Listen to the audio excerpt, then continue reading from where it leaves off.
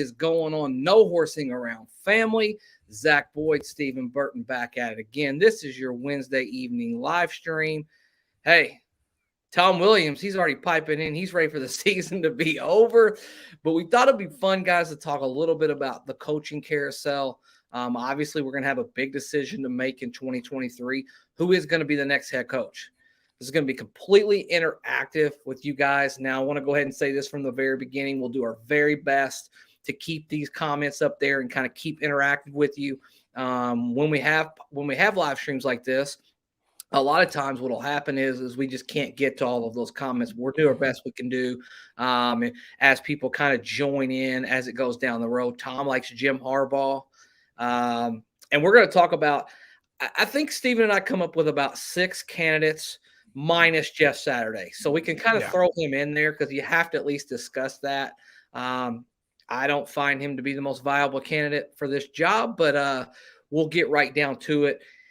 And there's going to be so many people. We're going to start with the headliners, and we're going to start with the people that everybody wants to talk about, and that's obviously one, Jim Harbaugh. Stephen, I'm going to let you kick it off with Jim Harbaugh. I've got some thoughts on my own as well. What say you about Jim Harbaugh? Man, dude, so I get torn back and forth a little bit on him. Really quickly before I say that, you guys are going to see something scrolling across the bottom. We're going to try something new. We can actually do a live poll. So if you copy this over, type that down, go in, you can vote on the 6 guys plus Jeff Saturday that we're going to talk about, and we can kind of see what you guys in the No Horsing family think. At the end of the show, we'll see where everybody's poll sits, who's the favorite. But as far as Harbaugh, man, okay, so it's tough because I made a joke. He came out, he said, he was like, I'm coming back to Michigan, right? And everyone was like, well, that's it. Done deal. He's going back. Not like Nick Saban said he would never take the Bama job. I think I listed a couple of people who said they would, Tommy Tuberville back in the day said they'd have to take him out of Ole Miss in a pine box. A day later, he went to Auburn. So, I mean, I don't look at that at all. I think this weekend's game is very interesting. If Michigan wins, right, then you've got another. You got to wait a little bit longer. If they lose, what's going to happen? You got a lot of reports out there too saying that there's potential mutual interest. I like it because he's not. Like Basil mentioned on here that he thought it would be a mistake because he kind of burns bright, burns fast a little bit. But if you're a Colts fan, man, the proof is in the pudding with him. He had one season that was not stellar, and they fired him in San Francisco. He's done it on this level. That's the difference between him and a Nick Saban that you try to pull out, or a Lincoln Riley is a name people threw out there, right? Or Matt Campbell's another name that people threw out. Harbaugh's done it in the NFL. He has a connection with the Colts. He's in the Ring of Honor. Dude, you could do a lot worse. The question you always raise, and I'm going to bounce it back to you, is what is he going to want? And we're not talking money. What are we willing to? What is Irsay and the Colts willing to give? Yeah, I mean, you got to think. When you talk about Jim Harbaugh, obviously there's that name recognition. He is in the Ring of Honor with Indianapolis Colts. So clearly there's going to be some correlation there when it comes down to those, that head coach, our franchise interest. Those rumors are always going to be there. Now, the question is for us, and, I put a little bit of thought into this, how viable is that? I mean, I think actually of the big fish, we're going to talk about another big fish here in a little bit. But of the big fish on our list, I think he's the most viable. I think it's the most doable. And I've always pointed this back out, Stephen. I know we've talked about this off camera as well. If he wasn't interested in coaching in the NFL, he never would have talked to the Vikings last year, right? It's real easy to say after you realize the Vikings are going to go a different direction, hey, I'm interested in being the Michigan head coach, doubling down and having that endorsement, and there's going to be a lot of stuff said in between all of that time. But I think, honestly, I don't think Michigan's going to win a national championship this year. And I think that's tough sledding, man. As a head coach in college, I know it's his alma mater. I know he has probably a huge goal of winning the college football national championship. But when you're competing with the Clemsons, the Ohio States, the Alabamas, the Georgias every single year, that's a daunting task to have to deal with. Being in the NFL is the ultimate dream. He's had success at both levels. As a matter of fact, as I was kind of going through this list and I was thinking about it, he's actually taken 2 college programs and really turned them around. You know, a lot of people forget about Stanford and what he did out there, but that's what led to him getting the job in San Francisco. And then we all know what he did in San Francisco with, in my opinion, a quarterback that was not great. He was good, and he had kind of a lightning in a bottle, so to speak, with being able to run and do some stuff like that. But a lot of that was Jim Harbaugh. Now, I know there's going to be this argument about Jim Harbaugh.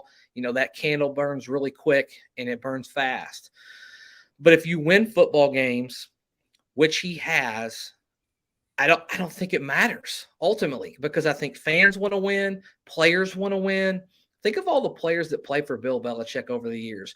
I would say for the most part, they all didn't like playing for him while they were players. Now they all love him after it's all over because they got this result when they were a part of his. Randy Moss probably hated playing for him, and he's like, "Oh, I love Bill," after the fact, right? But I think the same goes with Jim. You gain that respect when you come in with the credentials, with the resume. You can say, "Look, this is what I've done." I've put multiple teams in the NCAA, and I've made them super ultra competitive. I've been in the BCS 2 years in a row, ultra successful after Michigan basically had just been nothing there for several years. I even sprinkled in and went to the NFL, went to the Super Bowl, almost won the Super Bowl, if we're being honest. He was very close in that situation. I don't know, man. I mean, I think the more I think about it, the more I talk about it, the more I talk myself into Jim Harbaugh. Probably is my number one candidate right now. There's going to be some other ones we talk on the list. We got 5 others to talk through, but what do you guys? You guys have commented so far. Yeah, and I wanted to point to one comment. Let's get because I love him. It's Basel Fadi. I'm gonna pop it up. San Fran would have won without Harbaugh. Hell, they may have won without him. They may have won more without him. They didn't need to win. They did not win because of Harbaugh. So my pushback on that, because I love when Basel gives us push, is no, they didn't. They really didn't, man. Like think of who was there before him. Mike Nolan got fired mid-season. Yeah. Singletary was not a good coach. They were winning. They couldn't win with him. They fired him. They go to Harbaugh. And the misconception, yes, he does burn bright, burn fast. He got fired because he couldn't get along with Trent Baalke, not because he had issues with the players. And then they replace him with Jim Tonsula, right? He's horrible. Yeah. Then they go to Chip Kelly. He's horrible. And then they finally land Kyle Shanahan. So no, I mean, going back and forth with this, like they didn't win before him. They didn't win after him, really. It took time. And then Basel popped up to his 29-21 Stanford. Stanford was horrendous when he got there. Like let's not get that twisted around. Like Stanford was epically bad. And not only did he win, did he go 29-21 there? He set it up the runway path for David Shaw, who took over and had a sustained success there for a number of years. The dude can coach, and to say that San Francisco would have won in spite of him or without him, it's like the facts are the facts, man. No, they didn't. Yeah, I mean, no, they did not. He's a winner everywhere he's went. Now San Diego. Let's not forget he took that. What was it, Division III or NAIA? One of those two.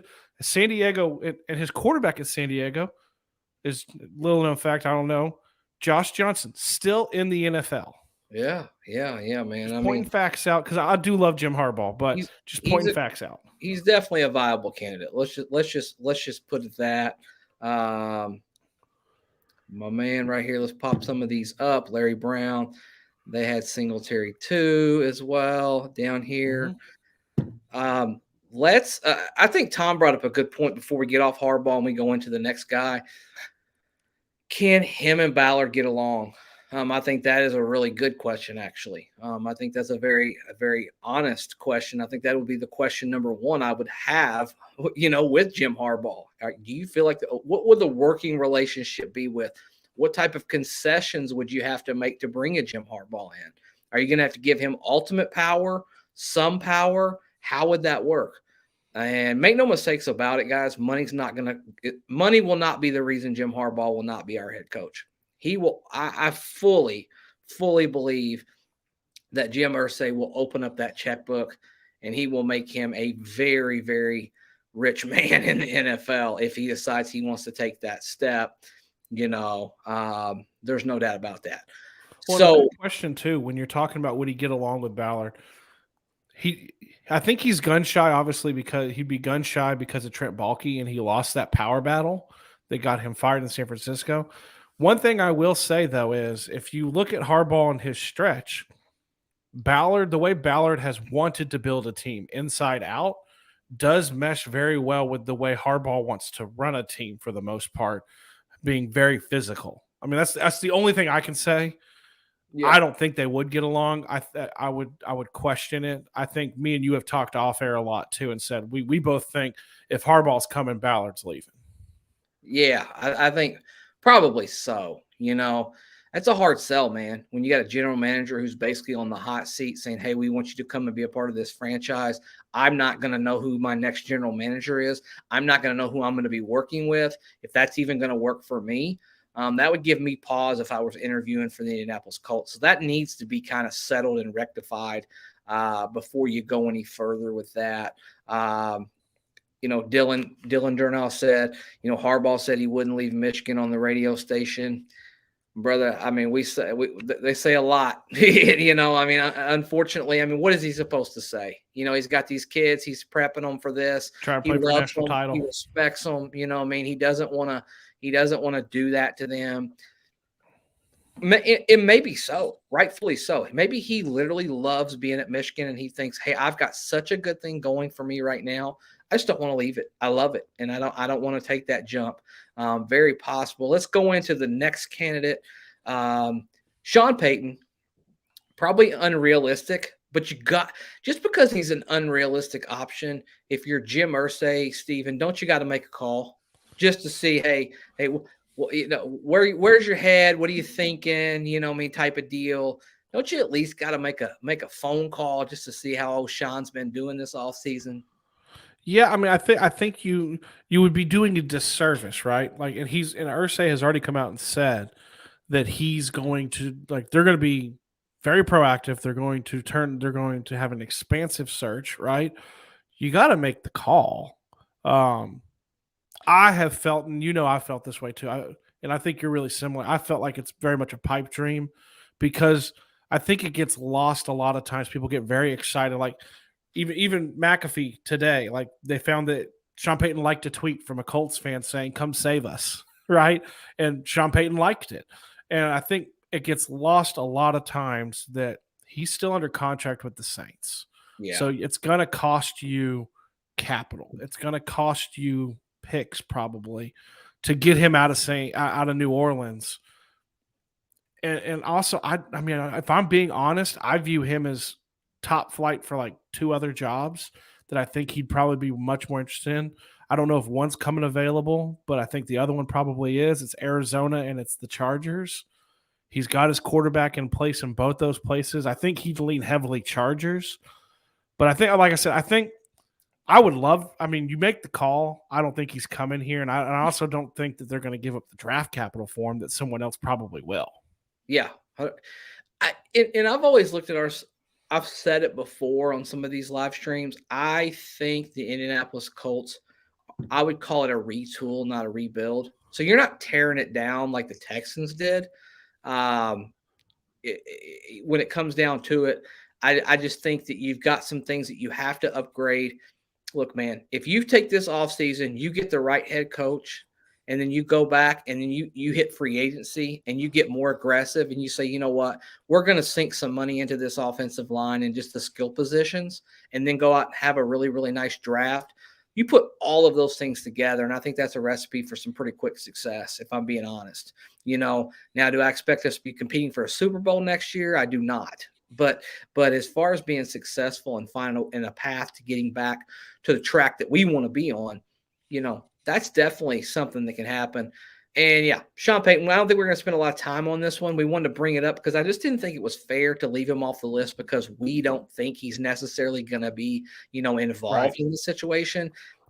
He's definitely a top candidate. I mean, for anyone who would get him, I don't think there's anybody that would not be elated with Sean Payton, at the helm as a coach. There's no doubt about it, but I just don't think that's going to happen. Number 3 on the list. Now, this one's going to get a little interesting here. This is where you're going to switch over from the offensive side to the defensive side. So we'll kind of go pros and cons, Stephen. We'll get the chat going as well. And I'd like to take a pause in between after we have a chance to comment on this next one and really get to some of their comments and try to get interactive with them if we can. DeMeco Ryans. For me, he is a huge candidate. He is a guy you just love his passion. You love the way he looks at the game. You love how he's strategic. Every single game looks different, but he still gets the same result. Number 1 defense in the NFL. I love his fire. He's going to be a hot coach. He's probably going to have an opportunity to interview for multiple teams. Not sure that DeMeco Ryans would even pick the Colts over some of the other options, if I'm being honest. I mean, you think about that Denver defense out there that he could play with, man. I mean, that's probably going to be fairly intriguing when it comes down to it. So for me, I love it. I don't know. I think the Colts at least see what's going on. I've heard from a few people that Ryans probably wouldn't be so interested in coming to Indianapolis with the volatility that we've had, this season. But that being said, you got to make a call, to DeMeco Ryans and just kick the tires, bring them in, have a conversation, and see where things go. Yeah, I mean, I love DeMeco Ryans. He's one of my favorite ones. I think he is. If you take out a Sean Payton, right? I think he is probably the number 1 candidate in this coaching cycle. I think he's got an interview everywhere. I think, and I've heard from the same people you have that it doesn't sound like he might be potentially interested in the Colts unless some big changes are happening. Yeah. I'm guessing above him, maybe a little more hands off from Irsay. Maybe he's not a fan of Ballard. I don't know. But I'm with you. I think there are probably jobs that are going to entice him more. And let's not, I hate to say it, but there's a job that's probably going to open inside our own division that's going to interest him, and that's the Texans. He's a former Texan. He played for them. They're going to have the number 1 pick. They've got some talent on the team, not a lot, but they got a lot of picks. He could kind of jump in there. I would love him to come here. I love his energy. And what's weird for me is as we go through these coaches, there's a lot on the defensive side of the ball that I like. Yeah. A lot of proven ones that I like. And then kind of on the flip side too, we've all joked, we've heard it from Zach Kiefer and Stephen Holder and all of them too, that the 49ers, and me and you have talked about this for years now, right? The 49ers are who the Colts want to be. We've talked about it as the Titans, but the way the Niners built the team of it didn't matter who the quarterback was. That's what Ballard wanted to do. The issue is, and I loved Frank Reich. Frank Reich's not really Kyle Shanahan, and the system's very different. And Kyle Shanahan has proven he can do it with basically, anybody, including Mr. Irrelevant right now, right? Yeah. So you get that, the defense is probably somewhat built the same way. We have players in the same positions. We don't have, obviously, a Nick Bosa, right? But I love the idea. I think he's going to be highly sought after. And so I don't think he's going to end up coming here. Yeah. Because I think he's going to really have his pick. The one side thing I'll add, and Herbicide's in here, so they'll probably get a kick out of this too, is I actually think the Broncos are the worst head coaching opening this cycle. I would agree. I would never – you have no draft capital, no money, and a quarterback who you don't know if you can fix. That is the worst. Now, their defense is legit. Yeah. That could entice him. But you are really tied up, man. Yeah, there's no doubt about it. I mean, look, there's probably going to be more head coaching openings when it's all said and done. They came out today and said the Saints said Dennis Allen is safe. Wow. Yeah. He's probably coming back, is what they've come out and said. Well, I mean, you got that. I would think that Cliff Kingsbury's probably not going to have a Yeah, I job think he's in a fired. couple of weeks. I think he's probably done. So there's going to be I think that's one right there. And then some of these younger, these teams are going to be drafted in the top 10. What do they say to themselves? They say, hey, let's just start from scratch. Let's get a new coach, get a new player, and see how that goes. But yeah, here's the only thing I would say, Stephen, about DeMeco Ryans, and we're going to talk about another defensive guy next. But DeMeco Ryans, the only thing for me that I don't like about this, with such a strong pool of hiring candidates, I think I prefer and I tend to lean offensive, because if you're going to have a young quarterback, I like the stability of that quarterback growing with that offensive-minded head coach. Because let's just face it, if a DeMeco Ryans comes in here and has instant success, what's going to happen? His defensive and offensive coordinators are going to get job interviews, and they're going to come and they're going to go. Hell, we even saw that early with Frank Reich. When we lost Nick Sirianni, we lost Matt Eberflus. When they had success, people call, people want to go. So to have that steadiness of that offensive mind might be the ideal way to go. And I would tend to think that the Colts will lean that way. Tom Williams says he loves DeMeco and would be a second choice over Harbaugh. Absolutely, man. I mean, he is a fiery dude, and you just gotta love his passion. And I think that's the direction the NFL's going. They really want people who can be an inspire of that football team. A leader of men. You hear that ad nauseum, but honestly, it's something to talk about. We're going to get some things up here. Corey says, I know everyone wants a big name coach, but what about the Eagles' Shane Steichen? He's only 37, has been Eagles last 2 years. Yeah, I mean, I don't hate it. He's actually done, obviously, you cannot knock what he's done in Philadelphia. They've had an extreme amount of success. My question would be, excuse me, is that more Sirianni driven, or is that more Steichen driven, or is that collective? Like, how does that work? What's the dynamic in there? I don't know enough about it. But there's no question. I think a lot of this is what intrigues me so much too, Stephen, about this hiring cycle. So much of who you hire is going to dictate what style of quarterback that you would want in the draft. That's why it's so important, in my opinion. I mean, if you draft a traditional coach, he's going to want the drop back guy. They love that. They feel more comfortable with that. They want that guy who goes back 3, 5, 7 steps, plants a foot in the ground, ball comes out. That's what they like. Now, you go with this new age group, they want the flexibility of, and you're going to hear this word a lot from me, and you're going to hear it a lot from just a lot of draft analysts if you kind of do some things on PFF and stuff. They want a creator. Right? That's what they're looking for in the modern NFL. And what is Jalen Hurts? He's a creator. He creates offense with his legs, with his arms, with his head. You've got Justin Herbert. That's a creator. I mean, this guy throws 64% outside of the pocket.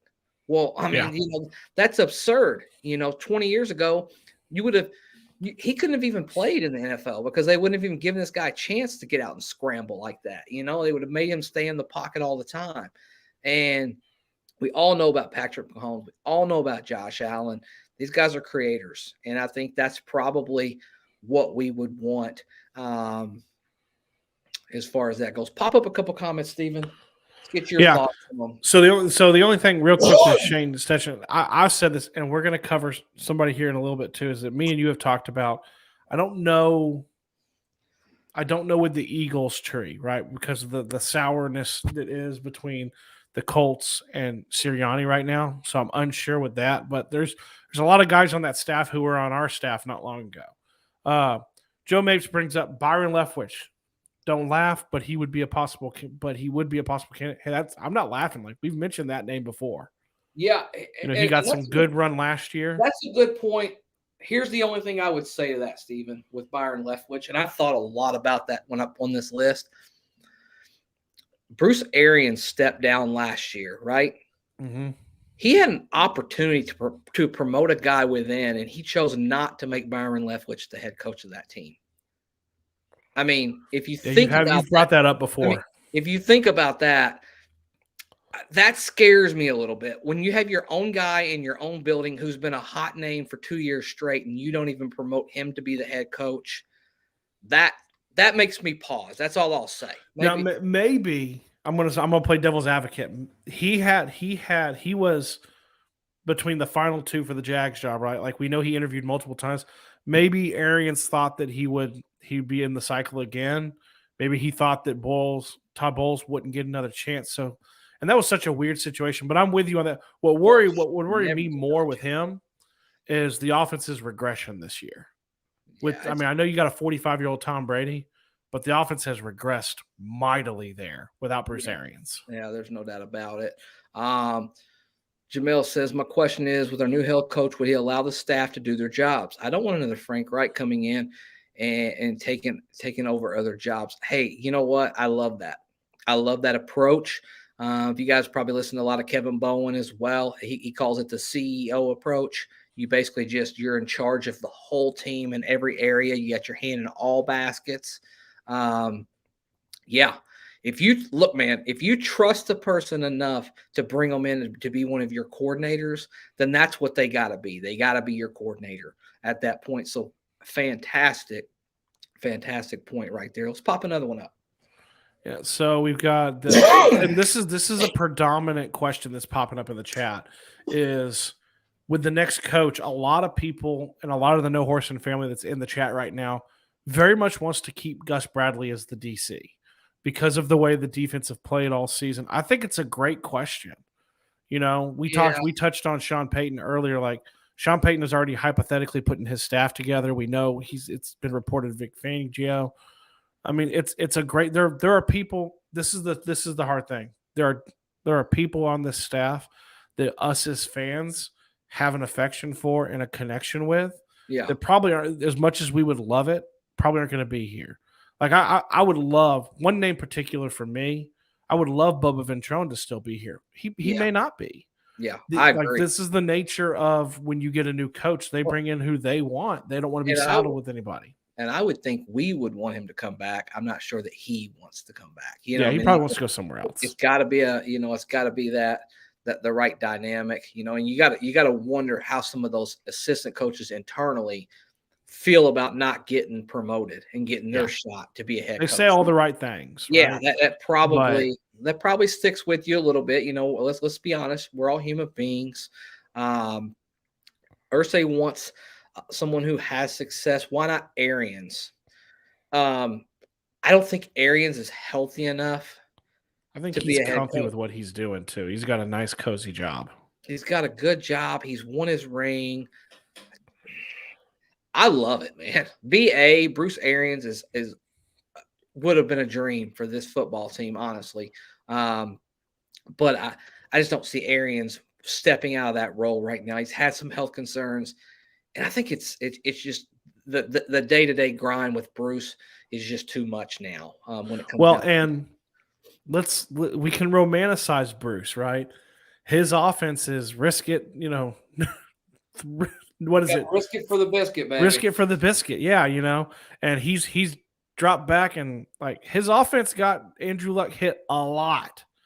Well, that's why when we were talking about Byron Leftwich, it's like you brought up the great point of what quarterback. Like Byron Leftwich is more of a drop back quarterback, right? You're looking at a CJ Stroud, probably something like that lines. A name that I don't think we have him on the list, but Ken Dorsey, a name that's going to be Will Levis because he's comped to Josh Allen. All these different things. So let's see. So Adam brings up he would like to see Garrett Riley here as the OC, Lincoln's little brother. So two different real quick things. I don't want to bring an OC from college, and he's not at K-State. He's actually at TCU, lighting it up there with Max Duggan. Just don't tell me you want to draft Max Duggan too. I think he's probably eyeballing more of a college head coaching job. Yeah. Interesting choice though. So we went through.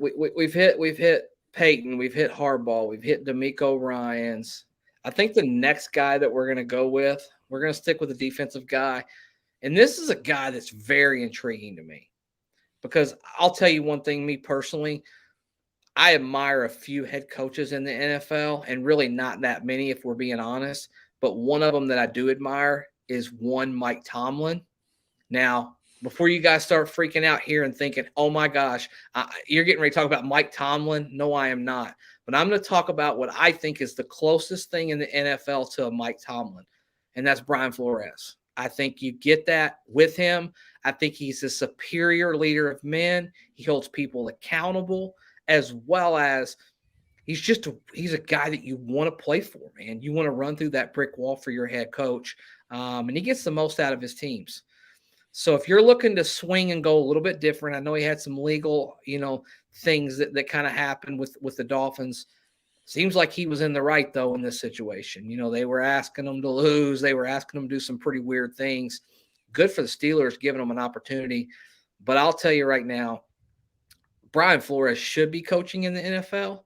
And if I were the Indianapolis Colts, I'm calling that guy every single time. He's getting an interview at the very least. Like, I want to hear what he's got to say. Love this candidate. I do. I can't. I mean, I think that would be, if you're asking me if I can choose between D'Amico Ryans and Flores, I'll go Flores, man. I just will. I mean, I'll go with the guy who has history, who's been a part of, a couple nice systems as well. He's been a coordinator out there for the Patriots, as well as now he's in the mix with the Steelers. And let's look at what the Steelers are doing right now with not a whole lot, to play around with. And they're just about in the year we thought, hey, the Steelers are not going to finish 500 or better because Tomlin's never finished below 500. What are they doing, man? I mean, they're 7-8, and they're coming. They're getting ready to go back to being 500 again. So, Brian Flores, come on, man. Yeah. I mean, you're not going to get pushback from me at all on Flores. I'm going to pop him up because he's Basel has been all over me about this, saying he's he's an absolute cancer. See, here's the thing. This is what I look at. People are going to look at it, and what you're talking about specifically, Basel, is his relationship with Tua, right? He didn't have one. Okay. Man, this is another example for me of the Dolphins have been horrendous for a long time, right? Yeah. They've gone through coach after coach after coach. They go and they get Flores, who, let's remember back when that hiring cycle happened, extremely highly thought of and very highly sought after, right? Yes. Like he was, and when he got fired, everyone was livid, right? That he had been fired. They felt it was unjust, and everyone thought he was going to get a job last year. Like he immediately became the number one candidate last year. Then the lawsuit happens. That scares people. I get that. I get that it scares it. But you bring up a great point. We know now that Stephen Ross, the owner there, offered him money to lose games. And in that time span, I pulled it up, he went 10-6 and 9-8. Like, he won games in spite of being told, I will pay you to lose. This is why why he's my number one right below Jim Harbaugh? Because he is not only is he a leader, he not only has he proven it, he has been a head coach. Like, you're not rolling the dice on, can he handle the room, right? Like, you're not rolling it. And I know people are going to look and be like, look at Tua now. Look what Mike McDaniel's doing with him. Sometimes you just need a change, right? Like, Bill Belichick was horrible in Cleveland. I'm not saying Brian Flores is going to be that. Like, sometimes you need a different system. And here's the thing. Me and you have said this because I and Zach can tell everyone in the chat, like, I have chirped to him that this is my guy. Like, this is who I would love. Yeah. And that the thing with him is that I think Irsay is the one of the few owners who will flip the middle finger and be like, I don't care. Like, I don't care what you think of if I hire him, if he's actively in a lawsuit. Now, I think it would get settled, but it's like Irsay is the kind of owner who won't care what other people think, obviously, on what he does. So I think that this is a call that has to be made. I would love it. I really would. Yeah, I mean, I'm all for it. I think he's got to be on the short list, and then I really do. I think my first call is to Jim Harbaugh. Hello, Jim. Are you interested in the job? Jim says no. I hang that phone up and I say, okay, I'm going to get a drink of water and I'm going to call Brian Flores. We're going to go ahead and start getting Yeah. some other guys. He's just right there. I really like him. I do. I just, Yeah. I can't say enough about him. And talk about a guy who stands in the face of adversity and just will not buckle. I mean, couldn't we have used that this year? Just not buckling in the middle of some of those really, really bad moments. Next person on the list, going to keep it defense before we finish with an offensive candidate. This is going to surprise some people, I think. But This is the one that surprised me. just some of the people that come on this show that do this for a living, I've had an opportunity to kind of connect with them, get to know some things. And a name that I've just heard that said, don't be surprised if he gets an interview, is Jonathan Gannon, defensive coordinator, Philadelphia Eagles. I think there's a little bit to that too, especially if Ballard were to stay. Obviously, they have a relationship there. Now, be interesting to see if the Eagles, the way they obviously feel about us at this point, be interesting to see if they would even let him do the interview or if he'd even be interested for that matter. Here's a fiery guy who's obviously got his defense playing very, very well this year. Now, he struggled a little bit in the middle of the season because they had some of those injuries on the interior of their defensive line, but he's been solid. And I think he's a young, fiery coach. And the NFL is a copycat league, and that's what they're all about it, man. They're all about, going out and getting the next young guru who can really motivate. And I think he kind of fits the bill right there. How'd you feel about that, Steven, man? Jonathan Gannon for an interview. Well, you brought the name to me, and I was like, I think I was surprised. It's not a name, obviously, that we've heard. We know current regime, right? Because current regime, very highly thought of, right? That was the name that was, if I'm incorrect, please correct me, but I believe that was the name that was floated that would be DC if Eberflus left when Sirianni got the job, right? Like everyone thought Eberflus might get a job, and they were eyeballing Gannon to be the guy. So very highly thought of. Would make a lot of sense if Ballard's still here. Yeah. Defense is very good with the Eagles too. I think he actually, like you said, I think he's doing it with less with the Eagles probably than what he would potentially have with the Colts. I mean, I don't hate it. I don't know if I put it into my upper echelon of who I would want. Yeah. But I don't hate the name. I was surprised when you brought it to me. When you texted me that was one of the names you wanted to talk about. I was a little surprised. Yeah. I mean, there's no doubt about it. When it comes down to it, I don't think he's actually going to be the coach, but definitely noteworthy. A name I've heard a couple times. And if I'm being honest, that name and Harbaugh are the two names that I've heard the most. I mean, which is kind of weird, total polar opposites as far as that goes. Joe, do you ever see Peyton Manning going into coaching, college or pro? I don't. I think he's got too good of a thing. He's filthy rich, man. And he said two things that make me think he'll never do it. Right. Yeah. One is when there was legitimate discussion about him becoming president of football operations, right, with the Colts. He wanted a piece of ownership because Payton don't want to get fired. That's one. And then two, he recently said, I think it was on a Manning cast, I think he coached his kids' middle school football team. And he said they were second guessing him on the play calls. He don't want to deal with that stuff. Peyton's coach, I believe, aren't him and Eli coaching the Pro Bowl flag football thing this year? I'm not sure. I don't think he has any interest. I really don't. And I hate to put it this way because it hurts me. I would probably, if I was a betting man, he would probably end up in some sort of front office job. Yeah. Can't get fired from. And in all honesty, he probably ends up, it's going to pain me to say this, it'd be something in Denver, I think, not with Indy. I think when we cut him, that cut a little deeper than a lot of people think.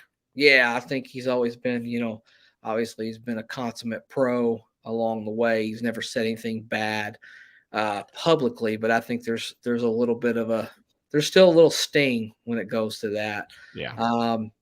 Last candidate is going to be an offensive guy, and it's a guy that's gotten some pretty high praise this year. Pretty easy to do when you have Josh Allen as your quarterback, but that's Ken Dorsey. I feel like that he fits the modern mold as well. Like he's already coaching a quarterback who's mobile, has a very nice arm. This would be a guy that would probably absolutely love a Will Levis. Like that would be what you would see when you want to talk about coaches and who they pair with and who they match with. By the way, real quick before we get on a tangent with Ken Dorsey, somebody mentioned Leslie Frazier earlier. Absolutely not. I hate that. I literally threw up in my mouth when I read it. It was just I hate it. Peek behind the curtain. Peek behind the curtain for y'all. I was going to do a video about Leslie Frazier, and then the other name was Jim Caldwell, and Zach literally said, "I'm throwing up. Please, God, don't." Yeah.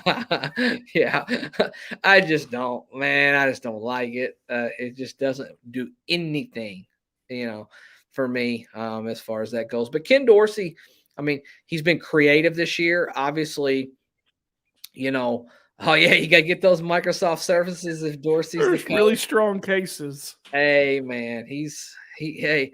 But wouldn't you rather a coach feel like that after losing than a coach who's just okay with it, out there smiling and everything? I think I can live with that. What do you think, man? Hold on. We see Basil agreed with us on no Frazier, no to Caldwell. Hey, man, we appreciate it. We appreciate you watching. Exactly. I'll go back and forth. I could dedicate an entire live stream to just going back and forth with Basil, I think. As far as Ken Dorsey, I've been lukewarm, right? Like I've been kind of lukewarm on him only because I worry that he's getting too much credit. Is he a system guy? You think he might just be a part of the system? Because Josh Allen is Josh Allen, right? Like, and really, I think he gets a lot of credit for what Brian Daboll probably did, which was Brian Daboll really probably helped develop Josh Allen. And then like Josh Allen is just an otherworldly freak, right? Like it's that tough thing. I don't know where I sit with Ken Dorsey. Would I take him? I think so. The other question obviously is, it's with all these guys, right? Like who can command? I feel like the Colts are in desperate need of someone who can command a room. I think who can do that. And I don't know. I think Ken Dorsey is the guy who gets a couple interviews and then he's told you need another year. Like you just need another year to prove, what you're able to do in this role. Because he's been involved in offensive roles before. He's never been a coordinator. That's a pretty big jump. You go 1 year, you're a coordinator. Next year, you're a head coach. I think they may pause on him a little bit, but he's definitely intriguing, an offensive mind. And I think there's going to be, we could have put Ben Johnson on here. We could have put, so many other people in here. We could put some people in college, which I absolutely listen, I like Jim Harbaugh. He's a college coach, but he's been an NFL head coach and he's had a lot of success, right? Like I don't want a lifetime college coach to come in here. It's just not for me. Well, I don't see who the struggle I have when looking at it with college coaches at least, and this is what I want to do too. We've kind of gone over our 6 that we want to touch on. We always go about an hour, so we got about 15, 20 minutes left. Y'all drop in who you want us to talk about. Basil, we're going to get to who you just mentioned in just a second. But the college part for me is I don't see that candidate outside of Harbaugh that like pops, not like win the interview, but where I'm like, oh, that's a guy who could really make the jump that maybe has interviewed in the previous or was more into the pros than he was in college. I think the one name me and you talked about that got floated out that caught a ton of attention was Matt Campbell at Iowa State. I think Irsay just said he's going to interview college coaches because he's talking about Jim Harbaugh. I don't know who else you're talking about. Like people tossed out Lincoln Riley. He's not going anywhere. Josh Heupel, he's had one really good year at UT. I just don't see that. I'm with you on the college coaches. I don't see that one who you're like in years past was like, oh, when Chip Kelly everyone was trying to get Chip Kelly out of Oregon, right? Yeah. Everyone's trying to get Nick Saban out of LSU. So, but I don't see that this year. Yeah. It'd be kind of interesting all the years that we've talked about Nick Saban and no one's talking about him this year. What about Jim gave him a call? Just to kind of kick the tires. Are you tired of NIL? That's a whole nother podcast and tangent as we go with Nick Saban. But yeah, I just don't like the retread and of the college guys. I just never worked before. Just because it's never worked before doesn't mean it's impossible for it to work again. But I don't like it other than the Harbaugh. So for me, I think I'm probably Harbaugh 1, Flores 2 of this list right here. I think we probably agree on this, right, Stephen? Yeah, I mean, Flores is right there. Harbaugh's number 1. I mean, if you can get Harbaugh, you get Harbaugh. I want to touch on Basel. Basel brought up a name that we heard a ton in the past. David Tope, special teams coordinator from Kansas City Chiefs. Now would not be the best year to hire him because their special teams unit has been horrendous. Right? Yeah. Like horrendous. Yeah. I got a name for y'all. I got a name. I'll toss out another name that I like that we don't have on the list, and I've not heard anything about, so it's nothing like insider sources. Gerard Mayo. That's a good one. That's a dude who has climbed the ladder. He is well respected. He got interviews last year. That's another guy, man. That's another guy that I might kick the tires on. Like, you're going to go outside the box. You're going to 2 weeks from now, when they start interviewing, you're going to hear strange names. Let's look at. I think me and you pointed this out. Let's look at last time we hired a coach. Right, the final 3 coaches were Josh McDaniels, who they hired and then he backed out. Dan Campbell, who's now the current head coach of the Detroit Lions, who I love Dan Campbell. Yeah. Right? I don't know how great he is, but I love him. And the other one was Mike Vrabel. Then you go back a little further, they interviewed Matt Rule at one point, right? Yeah. So, like, you're going to hear some strange names, and we truly don't know who's going to pan out and who's not. But I feel like we all are in agreement that you want something different. And I think that's the struggle that I see in the chat right now too, is that we've talked a lot about DCs, and I think a lot of people really want Gus Bradley, but you brought it up earlier in the show. And I don't know if Gus Bradley wants us. I hate to break it to everybody too. I think Reggie Wayne's not coming back as a wide receivers coach. Yeah, I agree. He's openly said that if he knew this year was going to go the way that it did, he probably would have told Frank Reich no. Well, not just that, but I just don't think it. I think it's going to be pretty much. It's going to be a ground up. Yeah, I think you're going to see everybody. I mean, I wouldn't be shocked if they asked Bubba to be retained. Minus that, I don't think you're going to see any of it. And your head coach has a lot to do with his style. And another thing to consider as well, when you're going through some of these people. If Chris Ballard is your general manager, he wants to run a 4-3 defense, a traditional style zone 4-3 defense. Flores comes from more of a 3-4 background. Mm-hmm. What does that do to the dynamic of the team that you've already built, that you have in place? Do you want to do that? That leans more towards the rebuild and not the retool. Like, you're basically saying, I mean, now you're asking Shaq Leonard to play a totally different position, one that would really not suit his game, if we're being honest. And you got to factor all that stuff in there when you're going through all of it. And it should be interesting. I mean, as we stand here right now, we're picking 5th in this draft. And I think there's a real possibility this weekend we move up to 4, because I think there's an opportunity for the Cardinals to beat the Falcons. But one thing I'm going to look at more than anything in this draft, and us as Colts fans should be looking at, is what happens with the Texans if they win one more game.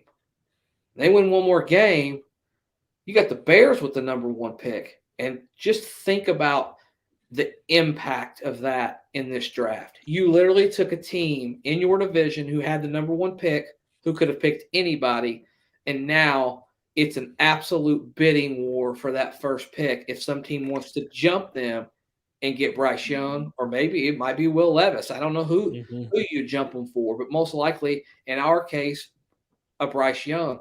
And now that just flips the whole draft, and it just changes a lot for you. It's going to be really interesting, And then it is going to be interesting. Brian pops up here too. He thinks Jeff Saturday is going to be the next coach. That ESPN interview and what he recently told Mike Chappell makes me think it's his job to lose. So here's what I think.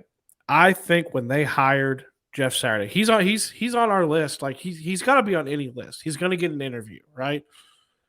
Quirkier things have happened, right? We know that Irsay loves him. I think it was his job to lose. I do think he probably did lose it. Something me and you have talked about off air is what would we do if they run it back? Because I can hear Irsay making the argument. I'm going to bring Ballard back. I'm going to bring Jeff Saturday in as the permanent head coach, and I'm going to give them full off season and a full season to see what they can do, and go from there. Like that feels very there. Well, you know what that feels like to me? That feels like Chris Ballard basically begging for his job.